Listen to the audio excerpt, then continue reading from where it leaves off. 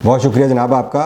और हम CDB properties का भी शुक्रिया अदा करते हैं। आप हमारे बड़े वैल्यूड ऑथराइज पार्टनर हैं और अब हम आगे चूँकि एफिलिएट प्रोग्राम के साथ अपने निज़ाम को मज़ीद वसी करने जा रहे हैं, तो हमें आपके जैसे माइंडसेट के लोग चाहिए।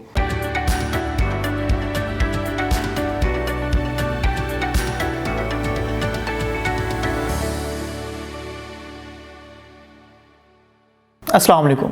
CDB प्रॉपर्टीज़ के प्लेटफॉर्म से मैं हूं मुजाहिद नसीर। घराना.com के हवाले से आज हम डिस्कशन करेंगे। घराना.com रियल इस्टेट मार्केटिंग के हवाले से एक बहुत ज़बरदस्त नाम है और इमारत ग्रुप ऑफ कंपनीज़ की ये एक मार्केटिंग कंपनी है।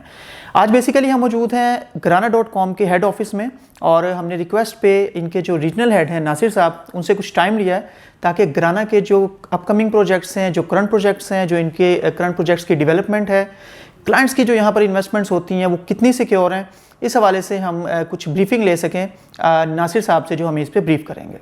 अस्सलाम वालेकुम सर। सर क्या हाल चाल है? ठीक है आप? सर सबसे पहले बहुत शुक्रिया, आपने अपने बिजी स्केड्यूल में से टाइम निकाला।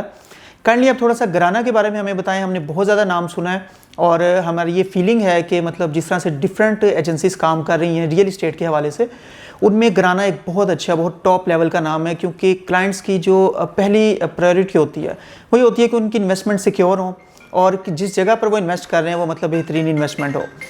तो उस हवाले से काइंडली आप ब्रीफ कीजिएगा प्लीज़। सबसे पहले जी मैं आपका शुक्रिया अदा करता हूँ कि आपने अपना कीमती वक्त में से टाइम निकाला और आप तशरीफ़ लेके आए हमारे ऑफिस में। और दूसरी बात यह है कि हम उन तमाम लोगों को अपने साथ एसोसिएट करके वेलकम करना चाहते हैं जो रियल इस्टेट के अंदर एक साफ़ सुथरी और डिलीवरेबल ट्रांजैक्शंस के ऊपर यकीन रखते हो। क्योंकि देखिए, eight the end of the day it is not only about profit और बिज़नेस, ये बेसिकली एक सोशल रिस्पॉन्सिबिलिटी का भी काम है। क्योंकि 80-90% से भी ज़्यादा लोग जो किसी भी प्रोजेक्ट में सरमायाकारी करते हैं, शायद उनकी सारी ज़िंदगी की सेविंग्स की वो एक आधी सरमायाकारी होती है।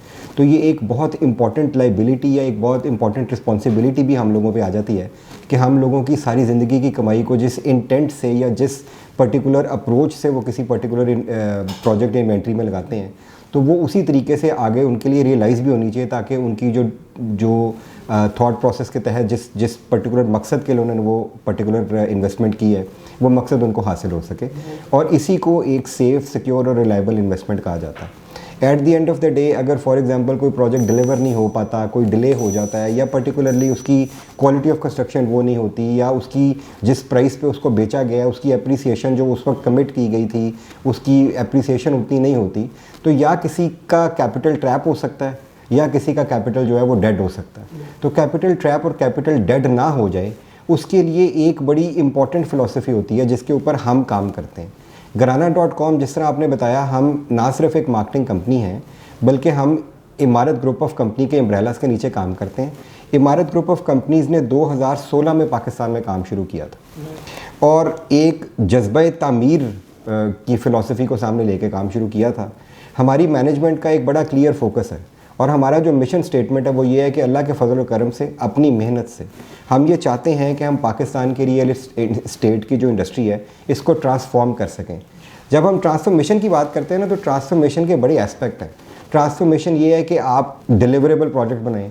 ट्रांसफॉर्मेशन ये है कि आप कमिटमेंट के ऊपर अपनी स्टैंड करें फर्मली और उसको डिलीवर करें।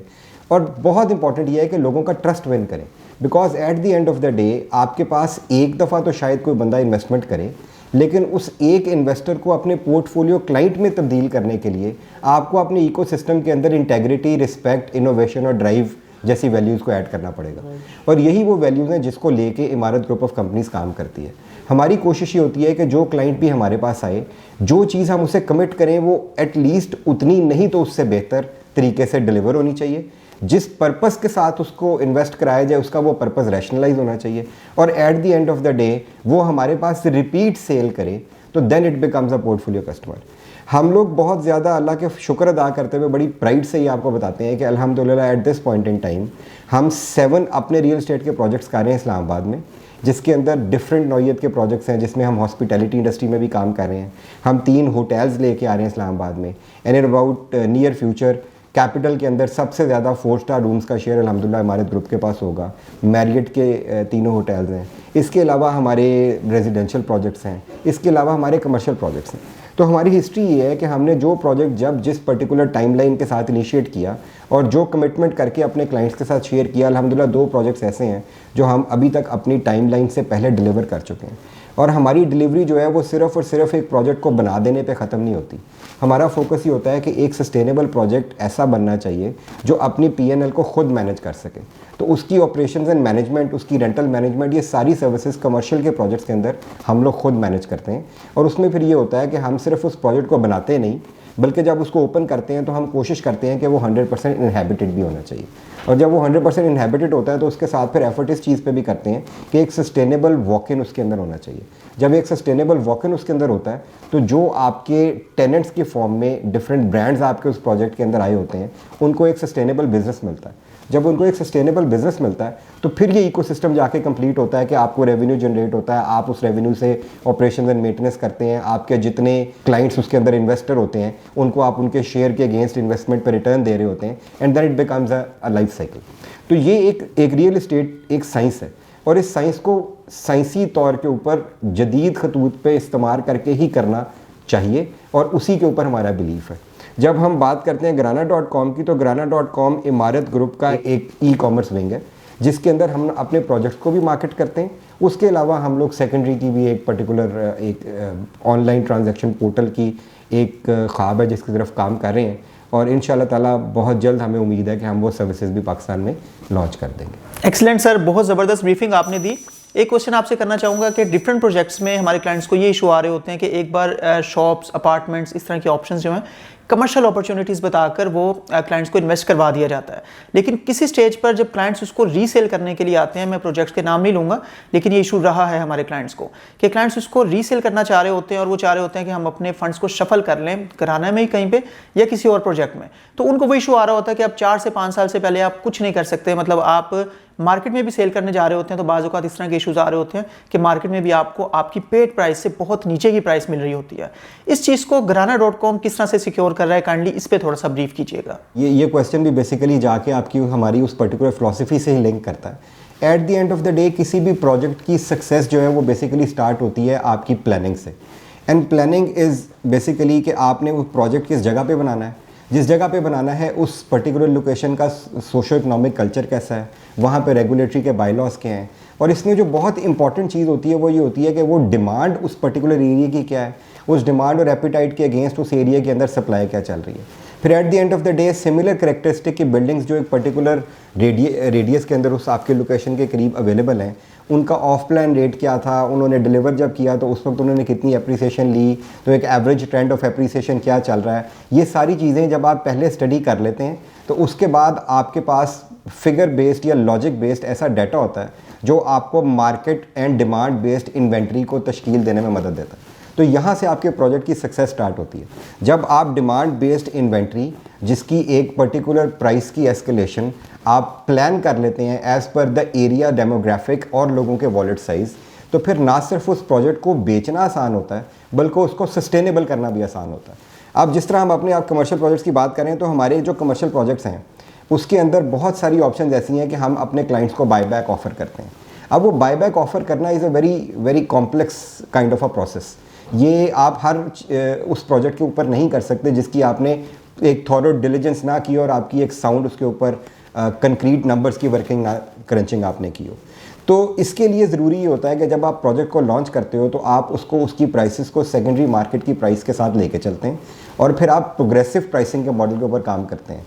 आप ये देखते हैं कि जब आपने लैंड आपके पास थी तो उस वक्त प्राइस क्या होनी चाहिए, जब आपने उसकी पाइलिंग कर ली है तो क्या होनी चाहिए, एस्केलेशन के बाद कितना बढ़ना चाहिए, राफ्ट डाल गई है तो क्या प्राइस होनी चाहिए, ग्राउंड पे आ गए हैं तो क्या होना चाहिए, grey structure and then finishing.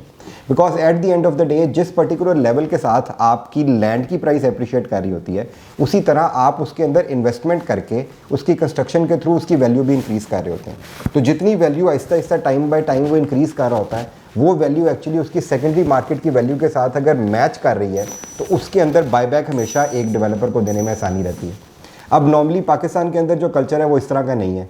Land लेते हैं आप, उसकी एक जो नॉर्मल कन्वेंशनल डेवलपर्स करते हैं वो उसके ऊपर अपनी कॉस्ट लगाते हैं अपनी प्रोजेक्ट की, उसके ऊपर एक particular set of margin anticipate करते हैं, फिर उसके ऊपर जितना टाइम वैल्यू ऑफ मनी के कॉन्सेप्ट के तहत जितने अरसे में उन्होंने पैसे लेने होते हैं उसका वैल्यू डालते हैं और वो उस चीज़ की वो प्राइस सेट कर देते हैं आज बेचते हुए जो शायद 4 साल के बाद अगर वो टाइमली डिलीवर कर दें तो उसकी वैल्यू होगी।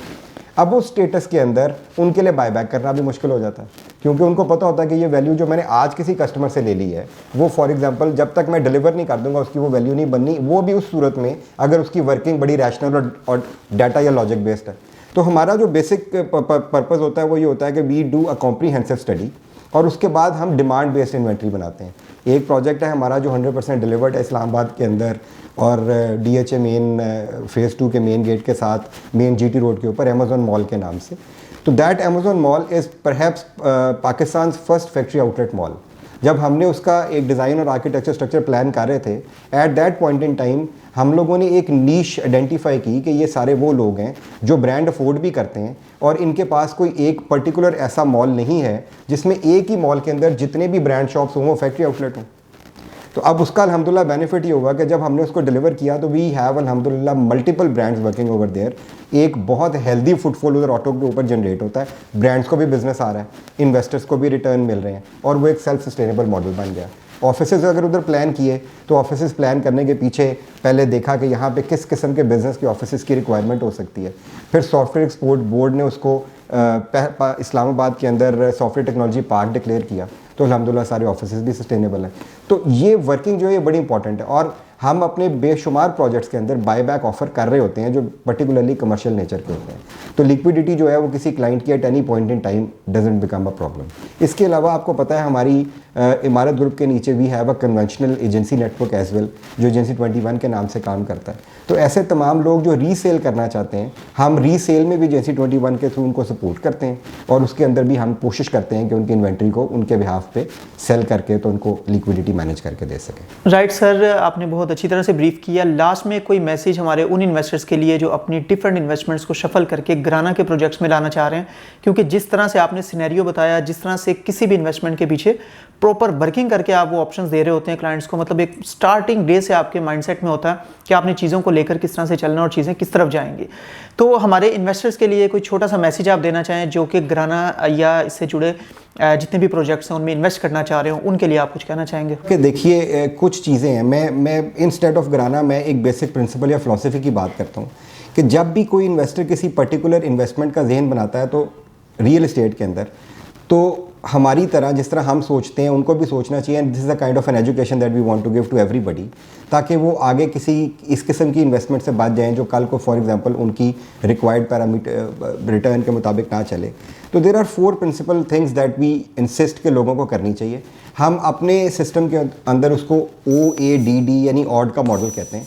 सो मेरी गुजारिश ये होगी कि कोई भी इन्वेस्टर जब इंक्लूडिंग हमारे इमारत के प्रोजेक्ट्स के किसी भी प्रोजेक्ट के अंदर कोई भी इन्वेस्टमेंट किसी भी पर्टिकुलर माइंडसेट या नीड के साथ करना चाहता है, तो उसको 4 चीज़ें जो हैं उसके ऊपर बड़ा पर्टिकुलर होना चाहिए। और हम ये चाहेंगे कि ये चारों चीज़ें अगर वो हमारे मॉडल पे हमारे किसी प्रोजेक्ट में इन्वेस्ट कर रहे हैं तो उसके अंदर भी वो उसको अडॉप्ट करें। एक तो उनको ये मेक श्योर करना चाहिए कि जिस प्रोजेक्ट में वो इन्वेस्ट कर रहे हैं उस प्रोजेक्ट की जो लैंड है वो 100% डेवलपर के नाम पे। This is the most important aspect कि खुदा ना खास्ता, मैं कहता हूँ जी इंटेंट की बात नहीं है, कल को कोई फोर्स मेजॉरी हो जाता है और वो प्रोजेक्ट खुदा ना खास्ता डिलीवर नहीं हो पाता, तो एटलीस्ट लैंड चूँकि डेवलपर के नाम पे होगी तो कोई ना कोई लिक्विडिटी वापस हो सकती है। दूसरी चीज़ जो बड़ी इंपॉर्टेंट है वो ये है कि आपने उस प्रोजेक्ट के लिए जो भी रेगुलेटरी बॉडी उसके ऊपर अप्लाई करती है उसकी तमाम अप्रूवल्स के सेट को वेरीफाई करना है।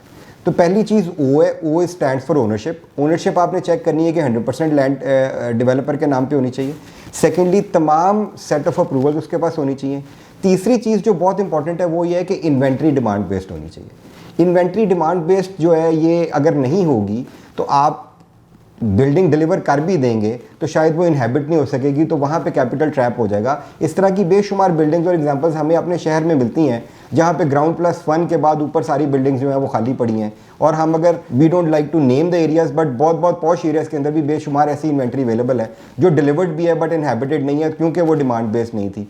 तो आपने ज़रा ये भी देखना है कि जिस इन्वेंट्री में मैं इन्वेस्ट कर रहा हूँ क्या उसकी डिमांड तो है कि नहीं है। और चौथी चीज़ जो देखनी बहुत ज़रूरी है वो ये है कि जिस डेवलपर के प्रोजेक्ट में भी आप इन्वेस्ट करने जा रहे हैं उसकी कोई सक्सेसफुल डिलीवरेंस हिस्ट्री है। अगर तो डेवलपर के क्रेडिट के ऊपर या under his belt they have had multiple projects और उन्होंने टाइम से पहले डिलीवर किए हैं, गिवन क्वालिटी के ऊपर डिलीवर किए हैं, ओनरशिप उनके पास है, अप्रूवल उनके पास है और डिमांड बेस्ड इन्वेंट्री है, दीज आर द 4 पैरामीटर्स जो कि आपको अडॉप्ट करने चाहिए before making a decision on investment. और अल्हम्दुलिल्लाह हमारा इमारत ग्रुप का और घराना के पर्सपेक्टिव से हमारा ईमान है कि हम अपने हर प्रोजेक्ट के अंदर ये चारों प्रिंसिपल्स जो हैं इसको अप्लाई करते हैं, and we are very open in it. अगर कोई भी क्लाइंट आके किसी भी किस्म की वेरिफिकेशन करना चाहता है लैंड ओनरशिप के पर्सपेक्टिव से, हमारी रिलेटेड अप्रूवल्स के पर्सपेक्टिव से, उसकी डिमांड बेस्ड इन्वेंट्री होने के पर्सपेक्टिव से, and last but not the least हमारी डिलीवरेंस हिस्ट्री के पर्सपेक्टिव से, तो अल्हम्दुलिल्लाह we have all the openness और हम उनको तमाम चीज़ें बड़ी डिटेल से बताते हैं। तो अगर ये 4 चीज़ें जिसको हम ऑड का मॉडल कहते हैं इनको अडॉप्ट कर लिया जाए तो अल्हम्दुलिल्लाह पाकिस्तान के अंदर बहुत ज़्यादा जो इन्वेस्टमेंट ज़ाया हो जाती है या गलत हाथों में चली जाती है या उसका वो रोल ऑन नहीं हो पाती दोबारा, उस प्रॉब्लम से निकला जा सकता है और इन्वेस्टर को डिज़ायर्ड रिजल्ट्स मिल सकते हैं अपने इन्वेस्टमेंट। बहुत शुक्रिया सर आपके प्रीशियस टाइम का। आपने मेरा ख्याल है कि इतने अच्छे तरीके से ब्रीफ किया कि घराना के हवाले से काफ़ी चीज़ें हमारे जो इन्वेस्टर्स हैं, व्यूअर्स हैं, उनको क्लियर हो गई होंगी। आपके कीमती वक्त का बहुत शुक्रिया सर। बहुत शुक्रिया जनाब आपका, और हम CDB प्रॉपर्टीज़ का भी शुक्रिया अदा करते हैं। आप हमारे बड़े वैल्यूड ऑथराइज पार्टनर हैं और अब हम आगे चूँकि एफिलिएट प्रोग्राम के साथ अपने निज़ाम को मज़ीद वसी करने जा रहे हैं, तो हमें आपके जैसे माइंडसेट के लोग चाहिए जो लोगों को सेफ़ एंड सिक्योर इन्वेस्टमेंट की तरफ माइल करें। और आप देखें बात बड़ी उस तरह की हो जाएगी, लेकिन आपको पता है अनफॉर्चुनेटली हमारी कम्युनिटी में जो सेल्स के अंदर इन्वॉल्व लोग होते हैं ज़्यादातर, वो जिसे कहते हैं ना अपनी बोटी के लिए लोगों का बकरा भी हलाल कर देते हैं। तो बड़ी अच्छी बात है कि आप जैसे यंग लोग जो एक अच्छे माइंडसेट के साथ और अच्छे प्रिंसिपल्स के साथ काम कर रहे हैं, हम चाहेंगे कि आप हमारे साथ लॉन्गर टर्म चलें और हम आपके लिए इस तरह की इन्वेंट्रीज़ लेके आते जाएंगे।